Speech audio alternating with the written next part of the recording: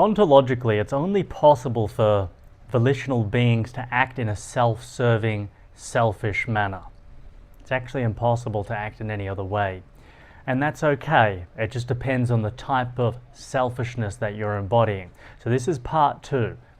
I made a part 1 video about selfishness, essentially breaking the 3 types of selfishness into 2 primary categories of objective selfishness and subjective selfishness. Commonly, people correlate the term selfishness to mean something very negative. And what I call that is subjective selfishness of the first kind.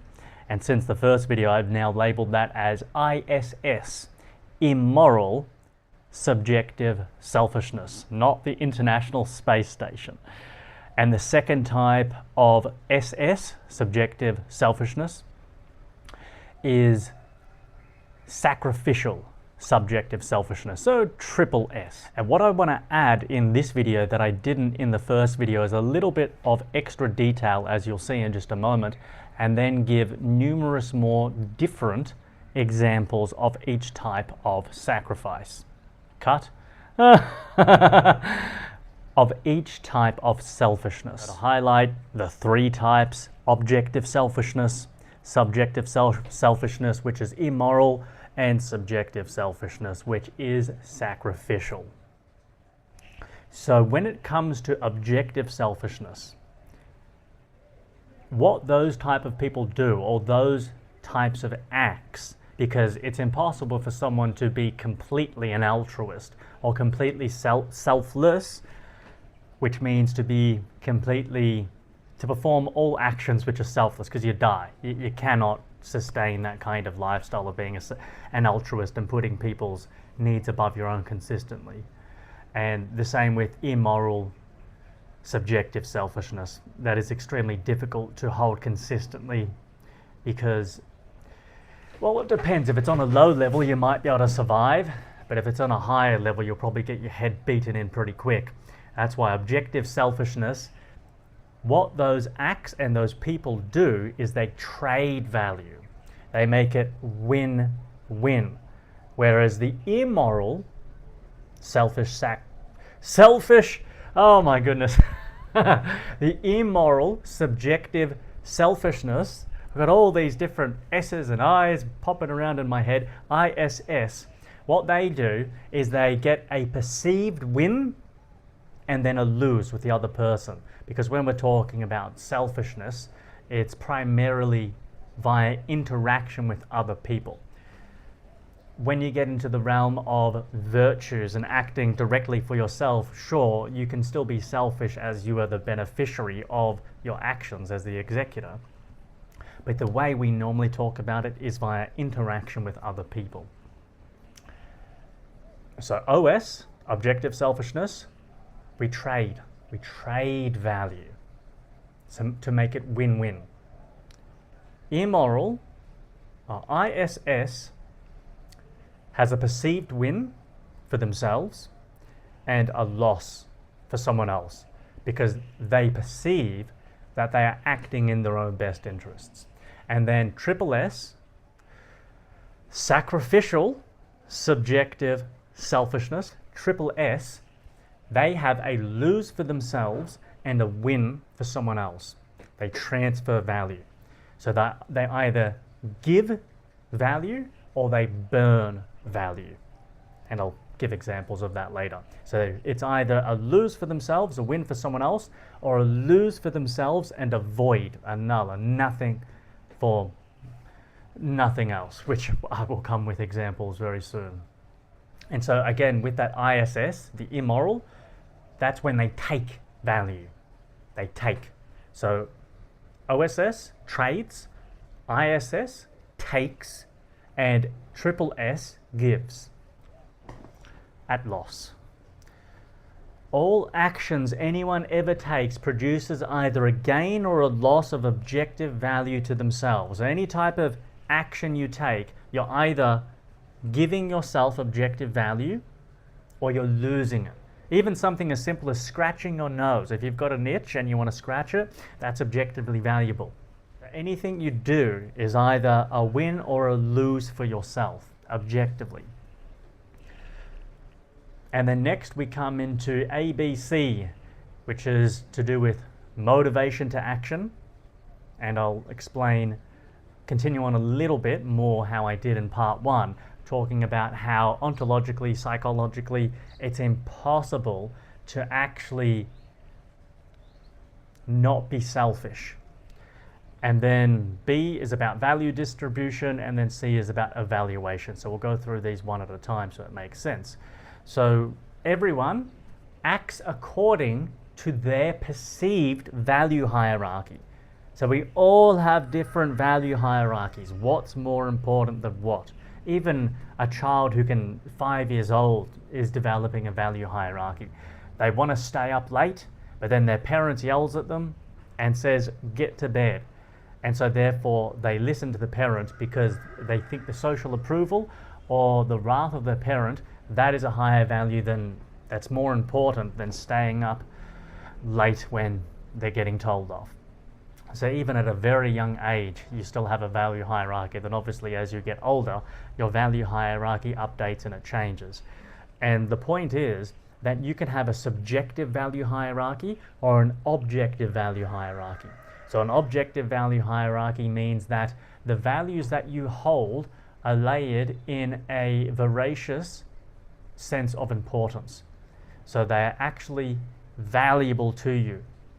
And this will make so much more sense with the examples coming soon. A subjective value hierarchy is when you believe things which are not actually important or are less important than other things. You believe they are more important. So for instance, you believe it's more important to have social approval than to be happy and do what you want in a career.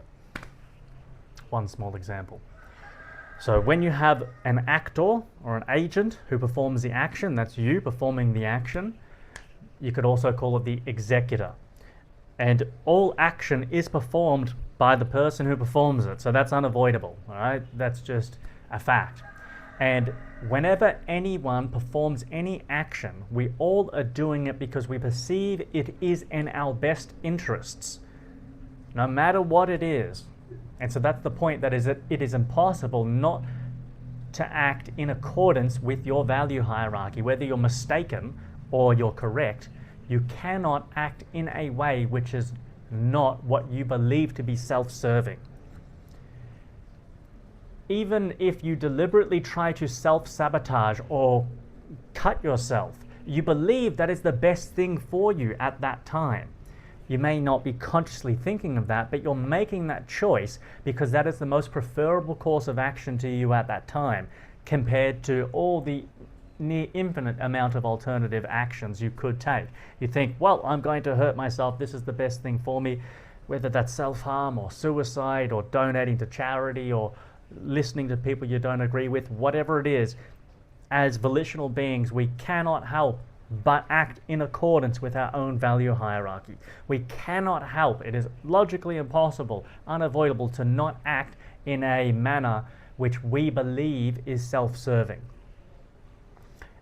Well, you don't even have to believe it is self-serving for it to, because it's an ontological fact. Any action that you take is according to your value hierarchy. You think it is the most appropriate and superior course of action to take at that point in time. And it's not that everyone acts believing they will bring themselves net value by taking a specific course of action, especially when they don't like it subconsciously, but they're just doing it because they don't want the disapproval of others, for instance. Because to think, I'm going to take this course of action because it's going to bring me net value, that's a very high level of thinking that most people just are unfamiliar with. And so people just think, well, this course of action is preferable to all the available alternatives. And that's the theory of psychological egoism, that everyone is innately selfish, that one can only act in a manner they believe, or that actually is, they don't even need to believe it, that is self-serving. That's an ontological fact. So that's the motivation to action. And then you have value distribution. Well, a quick summary of that motivation to action. That means that whenever anyone acts, they're acting according to their value hierarchy because they believe or they think that that is the best course of action to take for them. And then there's B, the value distribution. Who actually gains or loses objective value from the action? Is it the executor, which is the prime beneficiary, like in objective selfishness? Who is the recipient of the objective value? And the objective value could be time, energy, money, food, material goods, anything that is in alignment with proper survival. So who is the recipient? Who is the prime beneficiary of the action? Is the executor the prime beneficiary, or is it someone else, real or unreal? And then the evaluation. So you judge and you evaluate and you look at the circumstances. Does the action someone took, does it align with proper survival? What is good for them objectively to flourish in body and mind for health and function and happiness? Is the action that they took in accordance with an objective value hierarchy? Did they win and net profit, or did they lose overall, short term or long term? The evaluation, is the action, is it good or is it bad? Is the action objective or is it subjective? Objective being it is the action is taken according to a method of reason, in alignment with the facts, in alignment with axiology and proper survival, or is it based on whim, social conditioning, programming, peer pressure? How is the action performed, and is it actually good for someone, or do they just think it's good for themselves? So when it comes to the altruist, that's what we're going to look at first. And the altruist is someone who is selfless, or again, you can't be a full altruist because you'll die. You cannot do that because you won't even be able to eat any food yourself. You'll think, well, someone else can benefit from this food more than myself, so I'll give away all my food, all my water to someone else, to the homeless people. You die. So you can't maintain that approach to life for very long. So when we talk about selflessness and altruism, it's more about acts of altruism or selflessness. And so when people do that, they believe that the act benefits them. Most of the time, they're going to believe that. That's why they are performing the act. They think, this is in my best interest. This is the most beneficial thing for me to do right now, to give the last amount of my money I have to someone else. Why do they think that's good? Because they've got some kind of idea in their mind as a concept, and they're placing that higher up in their value hierarchy. It could be the universe gives back when you've given everything. It could be Yahweh protects, or Jesus is your savior. I got to help other people in charity. I want to follow in the footsteps of Gandhi. Or Eckhart Tolle said this, and they're holding that value in their hierarchy too high. And someone else is benefiting from their sacrifice. That's why it's sacrificial subjective selfishness, because that's what a selfless, altruistic person always has to do. They have to perform irrational sacrifices where they lose overall. They don't gain. They might gain something, but it doesn't add, it's not a net, it's a net loss overall. But they believe, according to their hierarchy, that they are self-serving, and that this idea of serving the universe or serving other people, they believe that is higher and more important compared to their own well-being of having enough money to feed themselves, or their own bodily integrity and health and function and immune system.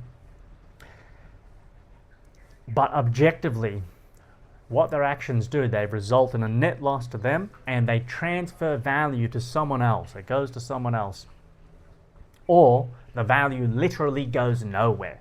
For example, when someone sacrifices an animal to a god, a fiction, and they let the animal rot and no one gets to eat it, maybe you could say the ants and the birds, they're the beneficiary because they'll come and eat the animal, but no human gets any value from it. So that's why it is a lose void. Then they're not even giving the food, the animal, away to someone else when they actually need it more. They're just destroying the value. So they lose overall. And, the reason why they're doing that is because they think they're going to get the favor of a god. Obviously, delusions cannot give you benefit in the real world. Unfortunately so. Otherwise, we'd all have much better lives. Well, the delusional would at any rate. So they're destroying a value. And I'm going to give you quite a lot of examples right here. So the difference with an altruist, so a triple S and an ISS, someone who is immorally subjectively selfish, is that the ISS has still putting themselves first. It's just that they don't understand what is actually good for them. They don't understand objective values. But they're still acting with the intention of being that prime beneficiary. Where what the altruist does is they want someone else to be the prime beneficiary. And they do elect or select a different prime beneficiary that's not themselves, and they transfer that objective value, whatever they're giving, to someone else, and they lose. Even though motivationally they are still acting ontologically self-serving, because that's just the nature of the types of beings we are. Because then you ask, well, why did they do that? Why did they perform that selfless, altruistic, sacrificial act? And it's because they believed it was the best thing for themselves to do, that they would receive the most benefit from it, even when that belief is wrong and they don't actually gain. But they believe they do because they're holding a subjective value higher than objective values. Objective values such as money, bodily health, lifestyle, living conditions. But they're placing another value above it. Social approval is most of the time what it is, or adherence to dogma and obedience to God. They are placing this subjective value, this concept, this idea, this principle that is actually vacuous and empty of worth, and they're putting that higher in their hierarchy as opposed to more important real values objectively. And so that's the difference. The altruist designates another prime beneficiary, whereas the ISS still is trying to be that prime beneficiary, but they are not able to successfully do it, as opposed to someone who is OS, objectively selfish. So here's an example of altruism. You're hanging out with a friend and they really want you to eat a meal that they made. But the thing is, it's very spicy and you don't like spicy. You hate spicy. But you want to keep your friend happy because they're excited and they made it for you. So instead of saying, I'm sorry, I really don't like spicy, I can't eat it, thank you very much, which is what someone objectively selfish would do, the sacrificial altruist will say, well, okay, I'll do it, because they're placing a subjective value, as in their friend's approval or acceptance, over the real value of, I hate spicy food. This is not going to be good for me. It's going to hurt. And so they eat the spicy food. They suffer in the process of eating that food. I'm one of those people. I can't eat spicy stuff. And it burns on the way out and it's horrible. So they suffer and they lose. It's a net loss. Sure, they maybe got their friend's approval, which in some contexts, of course, can be very valuable. But in this one, when it comes at an irrational sacrifice, it is a subjective value, meaning it's empty of any value. It's not valuable because it's causing oneself loss. Another example, someone at a party wants you to take a shot, but you don't want it. You decline, but they insist. This is an example of what happened to me in Montenegro. I was in Budva, very nice place, and I was staying at an apartment, and it was above the hosts where they lived, below me. And I went downstairs to use the kitchen, because that's where the kitchen was, unfortunately. And as I was cooking, they were having a family gathering, and there was quite a few people there. And they started to ask me a couple of questions, where you're from, etc. And they insisted I took a shot of alcohol. And I didn't want to. I very rarely drink alcohol, very rarely, if ever. When I was younger, I did that a lot, but it's not very valuable to me anymore. And he insisted. It was one of those kinds of guys that was very charismatic, very loud, leader of the group, close to what you'd call an alpha male. Come on, I insist, you take it, this is what we do, this is our culture. I'm trying to do a Montenegrin accent. I'm like, no, thank you, it's okay. and there was maybe 3 other men and they were all older than me, and they were bigger than me too, which can make it a little bit more intimidating. But I wasn't intimidated because it was still a friendly, good vibe, and I was taking it very lightheartedly. And I had to decline the offer 4 or 5 times, just laughing, just being very persistent. No, thank you, I don't do that. No, not interested. No, think, come on, you have to. No, I really don't have to, and I'm not going to do it. No matter how many times you ask me, no, because that would be a triple S act. No, and so I did the OS act. I said no, and I maintained my integrity. I didn't suffer because I didn't want to drink that shot. So, but someone who is selfless, they would value that social approval and conformity more than their own integrity. And so I was not willing to make that sacrifice. So I won, and people say, well, but then you want to just sometimes conform, and it's okay because then you can get along better with people. I wasn't interested in getting along with them. They weren't actually my friends. And if they were actually my friends trying to do that, they're not really my friends, because that's not how friends treat you.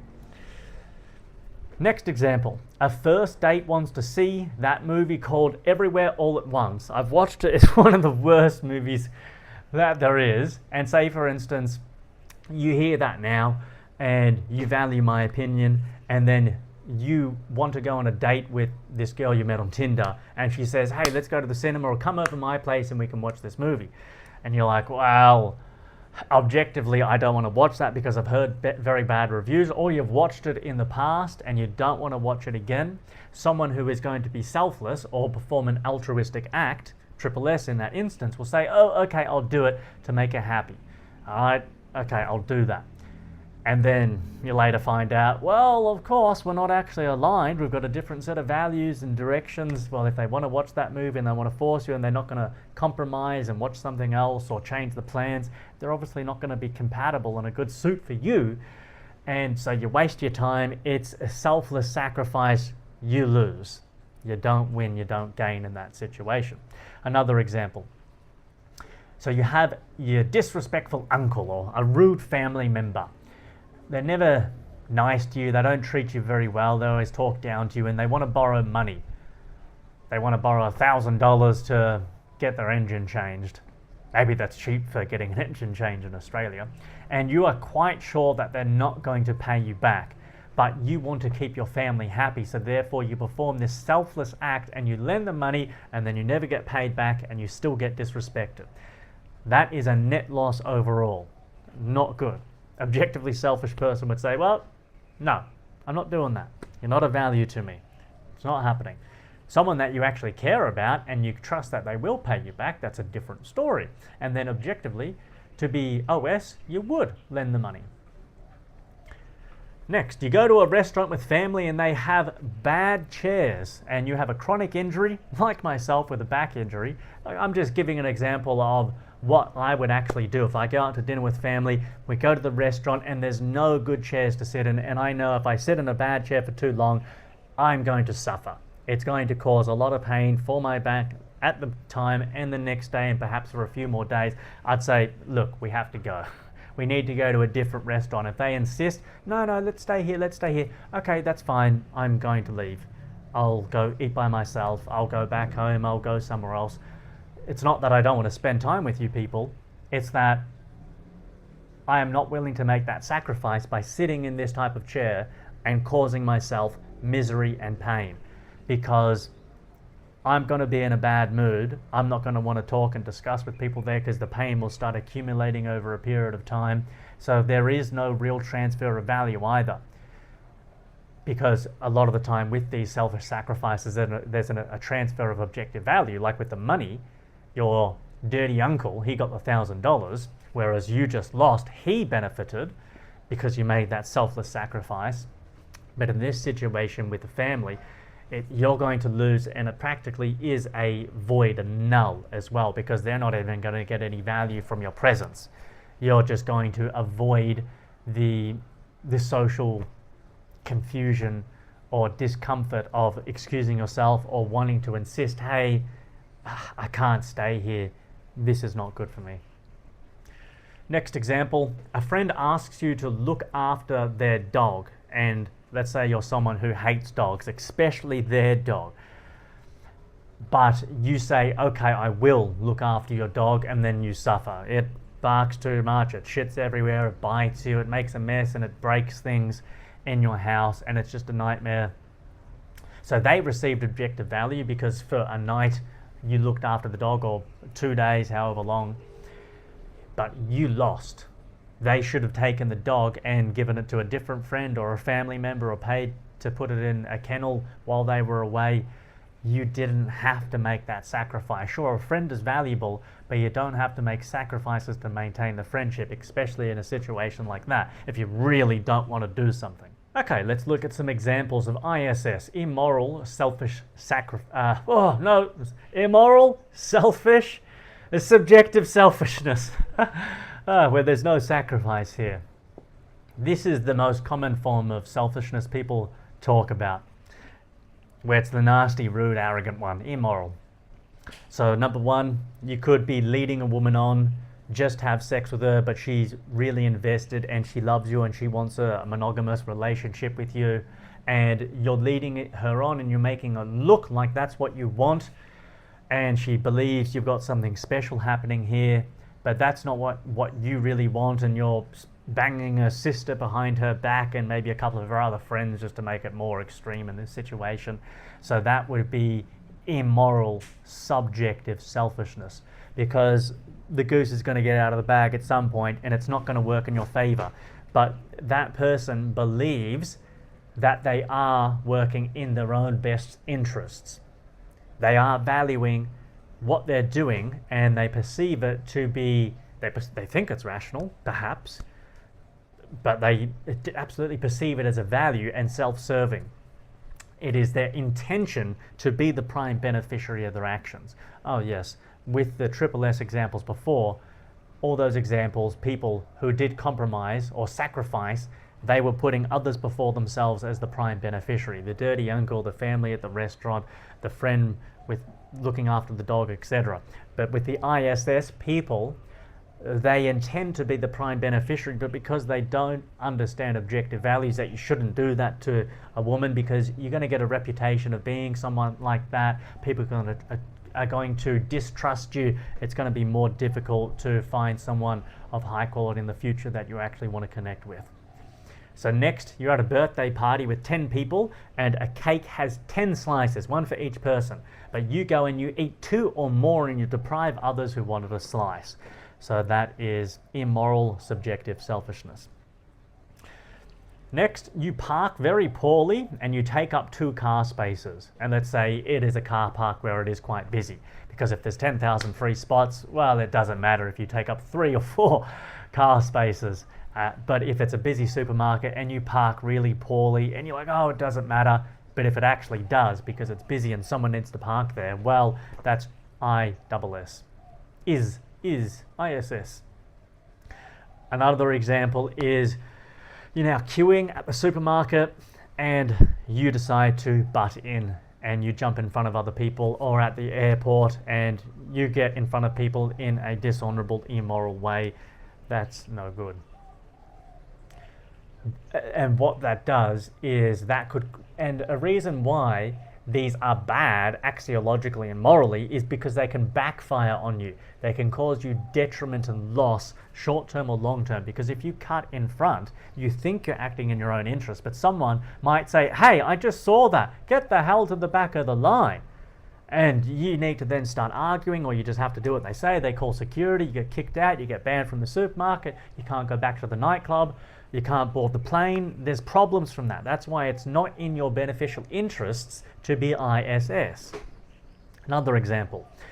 You play loud music on the train or the bus and you disrupt everyone. Again, you could start a fight from that. You could get kicked off the public transport. There's a whole host of problems which come from that, but you believe you are acting in your own best interest. This is what I want to do, without any thought to the consequences of how that affects other people.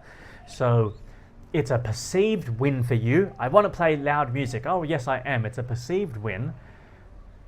And others are losing because people don't want to hear that loud music, especially if it's some crappy rap, or they don't want you to cut in front at the line, so they're losing when you do that. And if you do get away with it, they're losing still.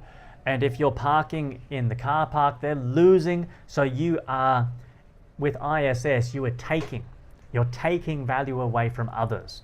Remember, with OSS, objective, you are trading value. You're trading. With triple S, sacrifice, you are giving and losing value. With ISS, with this one, you are taking value from other people and you think you are gaining, but it's always going to backfire and cause issues for yourself. Or another example, something that happened to me in a hostel shared dorm. This was in Dubai. I think the only time I've been in a hostel in my whole 3-year nomadic adventure around the world.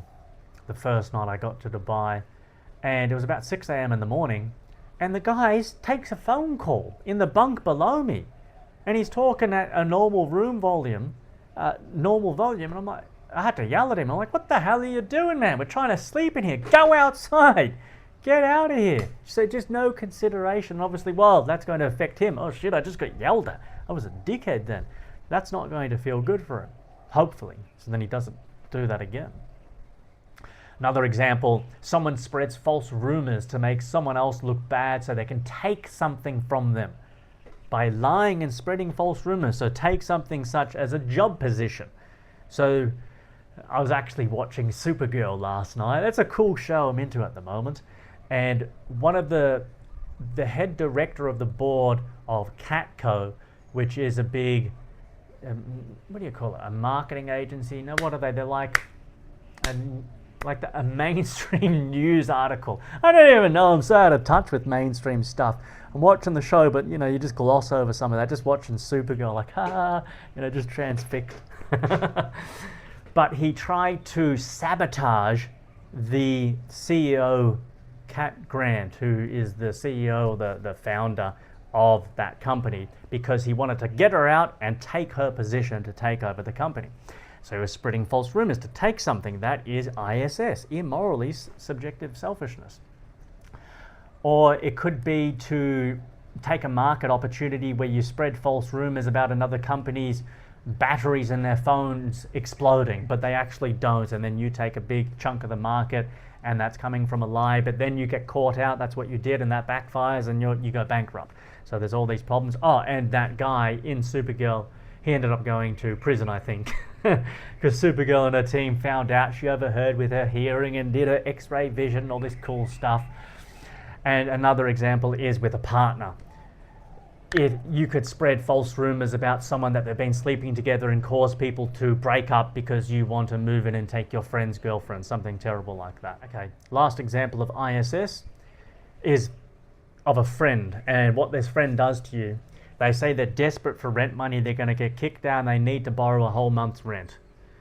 And you lend them that $3,000, and then you find out they didn't actually need rent money, they needed drug money. And then they only pay you back half of that money over 6 months. And it takes them 6 months to repay that. So that was immoral on their part, because obviously at the end of that, they're going to lose a friend. You're going to say, I'm not going to be friends with someone like that who lied to me and didn't pay me back the money. You might even want to take legal action against them, or maybe fisticuffs action. So that's going to backfire. It never works in your favor to be ISS.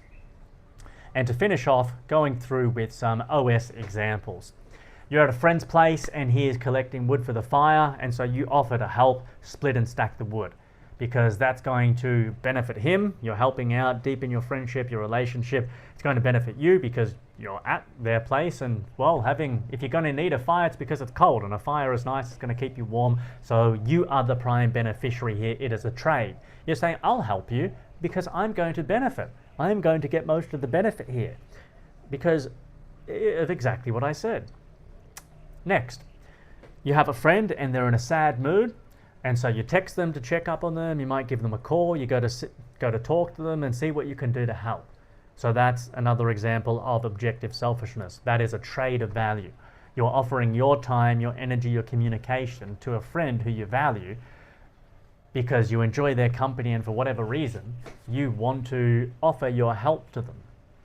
And so that is objectively selfish. There is a trade. You are trading your time and you are getting their friendship in return. But their friendship is obviously worth more to you than your time. Whenever you buy anything you want, that is being objectively selfish. You are trading your money for a value that you want and you think is more valuable than the money you're holding. So that is a trade of value. You are giving the store owner money. He wants that money more than he wants the burger and chips he's going to sell to you. And so there is a trade of value there. It's not just take and it's not just give. It's win-win. Your mum asks you to help her moving houses and you value the relationship you have with your mother, and so then you help. It might take 5 hours, but you do it, and that's good for you. You enter into a contract to get a loan to buy a car, and then you pay the loan back, so it's win-win. The loan company is winning from your money, you win by getting that money up front. That is being selfish by adhering and honorably discharging that debt and that contract, rather than running away and not paying out that contract that you signed with full disclosure and was objectively beneficial for you because you got a car out of it at the end of it.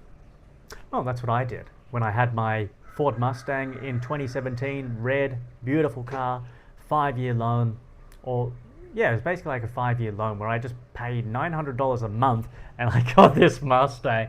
Oh, that was so good. Overall, over the 5 years, I ended up paying more for it than I would have bought for it outright, but it worked so well because it was just $900 a month for me.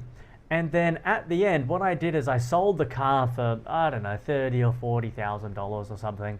And then I had to pay off the bubble at the end, so it was like 20 grand left. But then I still had $10,000 or $20,000 left at the end after selling the car. And so essentially, I got to use a Ford Mustang, bright red, 2017 model for 5 years for only $900 a month, and then I got $10,000 or $20,000 at the end of it. So to me, it was an absolute bargain. Very selfish. I won massively, and the loan, Pepper Finance, that company, they won massively as well. Win-win. That is selfish. So selfish on both of our parts, because we're both acting in alignment with values that are objectively good for us. It's a win-win trade. Your friend wants to start a business, so you send them links and content that could help them because you value your friend and this is beneficial information to helping them start a business. That's good for them. Deepens your relationship. A stranger is walking into a shop to deliver goods. Their hands are full, they can't open the door, so you open the door for them. And you say, well, I don't even know that person. What's the benefit there? Well, it feels good. It feels nice to help a stranger when there's no loss to you like that, because it builds the kind of world that you want to live in. And you'd like, if you were in that position, even though it's something simple, and it all starts at the simple things, that someone else would do that courtesy for you. Another example is, did I say this one earlier? Where, oh yeah, it's basically like with the dirty uncle or one of the family members and or a friend who wants to borrow money from you, but you know that they're not going to pay you back, or you just haven't built that trust with them yet. That's okay to say, no, I'm not going to lend you money. I've only known you for a day or a short time, or you've got this reputation, or I don't actually have the cash to lend you. I'm not going to do that. I'm not going to sacrifice myself to help you. I understand you need help, but you're going to need to help yourself or get it from someone else. So I hope now, at the end of this part 2 video, the concept of selfishness, objective selfishness, subjective selfishness, and under subjective selfishness, those two types of the perceived and intention of me first, which is the ISS, immoral, selfish, subjective selfishness, and then the second form of that, which is triple S, sacrificial subjective selfishness. I hope they make sense now. OS is win-win via trade. ISS is perceived win, lose via taking. And then triple S, sacrifice, is lose, win, or lose, void by giving or burning value. I hope that makes a lot more sense now, and the idea of psychological egoism, that everyone is fundamentally acting in a self-serving way. It's just when you come to selfless acts, people designate a beneficiary outside of themselves, but they're still doing that in a selfish ontological manner because they perceive that to be in their best interests. At the end of the day, what is the point of learning this? Is so that you can refrain from acting in a triple S or ISS manner and only take all your actions in an OS manner. Perform all your actions in a way which is a win for you and a win for the other person, so you can benefit and you can live a much better quality life and flourish and properly survive.